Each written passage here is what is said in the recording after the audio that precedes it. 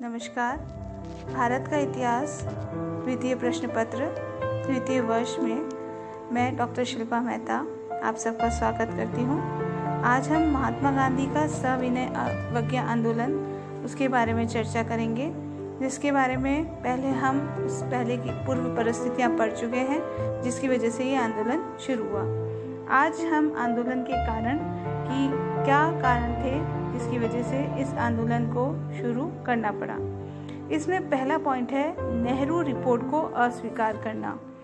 British सरकार भारत में उत्तरशाही शासन की स्थापना नहीं करना चाहती थी, अतः उसने नेहरू रिपोर्ट को अस्वीकार कर दिया।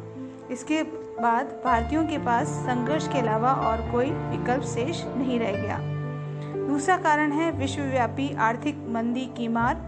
1929 में अमेरिका में शेयर बाजार इतनी जोरदार गिरावट आरंभ हुई, जिसकी वजह से सभी वस्तुओं की कीमतें तेजी के साथ गिरने लगी। इसका असर भारत पर भी हुआ और भारत में भी उपयोग की वस्तुओं की कीमतों में भारी वृद्धि होती गई, जिससे जनता में तीव्र असंतोष फैल गया। तीसरा पॉइंट है सरकार की गलत आर्थिक नीतियां। ब्रिटिश नौकरशाही की गलत आर्थिक नीतियों के कारण औद्योगिक एवं व्यावसायिक वर्ग में भी तीव्र असंतोष फैल गया था।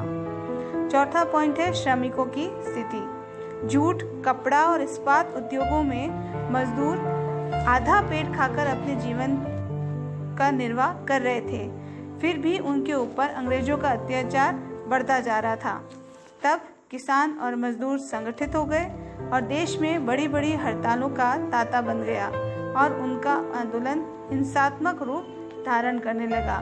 नवयुवकों में भी हिंसात्मक प्रवृत्ति बढ़ती जा रही थी। इसके बाद जब ये सारी स्थितियां तैयार हो गई, तब आंदोलन की तैयारी की गई, अर्थात इन सारी स्थितियों ने आंदोलन को प्रारंभ करने का एक कारण दे दिया।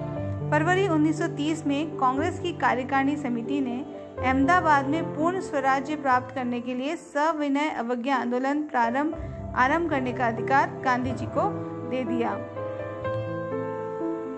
इस आंदोलन को तैयार करने से पहले या इस आंदोलन को शुरू करने से पहले कुछ शर्तें रखी गई। ये शर्तें गांधी जी द्वारा रखी गई थी और उन्होंने अंग्रेजों को कहा कि अगर वो इसे मान जाए तो वे इस आंदोलन को नहीं करेंगे।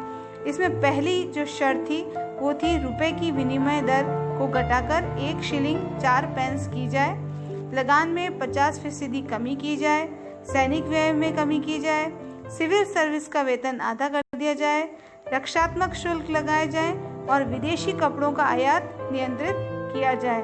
गुप्तचर विभाग समाप्त कर दिया जाए। भारतीयों को आत्मरक्षा के लिए आग्नेय अस्त्र रखने के लिए लाइसेंस दिया जाए और साथ ही साथ इसमें सबसे इम्पोर्टेंट था नमक पर सरकारी इजारदारी और नमक टैक्स को खत्म किया जाए। लेकिन सरकार द्वारा इन सबको नहीं माना गया। इन शर्तों को जब नहीं माना गया, तब गांधी जी ने दांडी कूच किया। 12 मार्च 1930 को गांधी जी ने अपने 79 कार्यकर्ताओं के साथ साबरमती आश्रम से समुद्र तट पर स्थित दांडी की ओर कूच किया। लगभग 200 मील की यात्रा पैदल चलकर 24 दिन में पूरी की। 5 अप्रैल को गांधी जी का जत्था दांडी पहुंचा और 6 अप्रैल को गांधी जी ने दांडी के समुद्र में गोता लगाया और किनारे पर लौटे और लहरों पर छोड़ा हुआ कुछ नमक उठाया। इस प्रकार गांधी जी ने ब्रिटिश सरकार के उस कानून को तोड़ दिया, जिसके अनुसार सरकारी ठेके के अलावा उठाया हुआ नमक रखना गैर कानूनी था। इस प्रकार इस दांडी यात्रा ने नमक कर जो था उसको तोड़ दिया। इसके बाद सविनय अवज्ञा आंदोलन शुरू हो गया।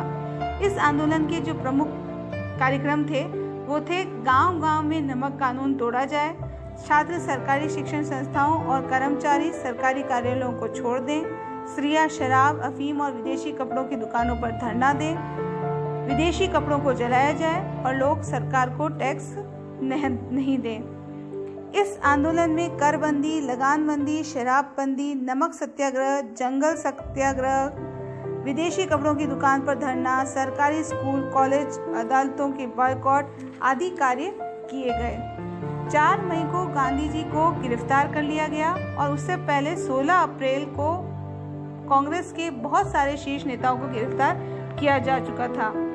गांधी जी की गिरफ्तारी के बाद देश के प्रत्येक शहर में बाजार व व्यापार बंद हो गए।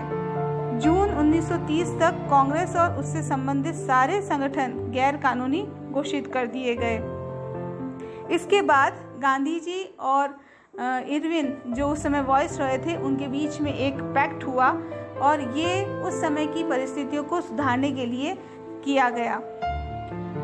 इस पैक्ट में कुछ प्रमुख शर्तें थी कि सविनय अवज्ञा आंदोलन वापस लिया जाएगा, कांग्रेस जो है वो द्वितीय गोलमेज सम्मेलन में भाग लेगी, कांग्रेस के प्रतिनिधि जो हैं वो सरकार की मदद करेंगे और उस समय जो परिस्थितियां खराब हो गई थी उनको सुधारने में अंग्रेजों की सहायता करेंगे। सविनय अवज्ञा आंदोलन में गिरफ्तार लोगों पर चल रहे मुकदमे वापस लिए जाएंगे, उन कैदियों को छोड़ दिया जाएगा जिन्होंने हिंसा की वारदात नहीं की गई है। और साथ में ये भी कहा गया कि नमक टैक्स तो खत्म नहीं किया जा सकता, लेकिन उसमें कुछ संशोधन किया जाएगा। इसके बाद गांधी इरविन पैक्ट जो हुआ, उसके बाद गांधी जी द्वितीय गोलमेज सम्मेलन में भाग लेने इंग्लैंड गए, लेकिन वहाँ पर उनको उन सब लोगों के बीच में बिठाया गया जो अंग्रेजों की तरफ थे, इसलिए उनकी बात नहीं सुनी गई। उसी समय एक और बहुत बड़ा बदलाव हुआ, वो ये कि लॉर्ड इरविन की जगह अब लॉर्ड विलिंगडन वाइसरॉय बनकर भारत आए, जो बहुत ही अनुदारवादी थे। इसकी वजह से और उनको गांधी इरविन पैक्ट से कोई समझौता भी नहीं करना था, तो इसकी वजह से परिस्थितियां वापस बदली और गांधी जी ने सविनय अवज्ञा आंदोलन का दूसरा चरण प्रारंभ करने की बात छेड़ दी। जब ये आंदोलन वापस शुरू हुआ, उस समय कांग्रेस की तैयारी पूर्ण नहीं थी, जबकि अंग्रेज जो है वो परिस्थितियों को भांपकर पहले से ही तैयार हो चुके थे। तो इस द्वितीय चरण में अंग्रेजों को बहुत फायदा मिला, जबकि कांग्रेस के सभी शीर्ष नेता गिरफ्तार कर लिए गए। 20 सितंबर 1932 को गांधी जी ने दलित वर्गों के अलग प्रतिनिधित्व की योजना को रोकने के लिए आमरण अनशन आरंभ किया और बाद में इसके परिणाम स्वरूप पूना पैक्ट के रूप में हमारे को एक नया समझौता दिखाई देता है। इस समझौते के अंतर्गत हरिजनों की पृथक मतदान की बात खत्म हो गई और सामान्य सीटों में से ही उनके लिए सीटों के संरक्षण की व्यवस्था की गई। समझौते से हरिजनों को काफी लाभ मिला और पहले के तुलना में उन्हें दुगनी सीट प्राप्त हुई। सविनय अवज्ञा आंदोलन का बहुत ही ज्यादा महत्व भारतीय इतिहास में है। इस आंदोलन के मुख्य परिणाम जो दृष्टिगोचर हुए वे थे, इस आंदोलन से राष्ट्रीयता की भावना को असीम बल प्राप्त हुआ। इस आंदोलन ने जनजीवन के सामाजिक, आर्थिक और राजनीतिक सभी पक्षों पर अनुकूल प्रभाव डाला। इस आंदोलन ने क्रांतिकारी गतिविधियों को भी प्रभावित किया। इस आंदोलन से छुआछूत, सामाजिक भेदभाव, फिरका परस्ती, पर्दा प्रथा जैसी सामाजिक कुरीतियों पर प्रहार हुआ और सबसे इम्पोर्टेंट, इस आंदोलन के परिणाम स्वरूप विदेशों में भी भारत के प्रति नैतिक सहानुभूति उत्पन्न हुई। इस प्रकार हम ये कह सकते हैं कि भारतीय इतिहास में सविनय अवज्ञा आंदोलन बहुत ही महत्वपूर्ण आंदोलन था। धन्यवाद।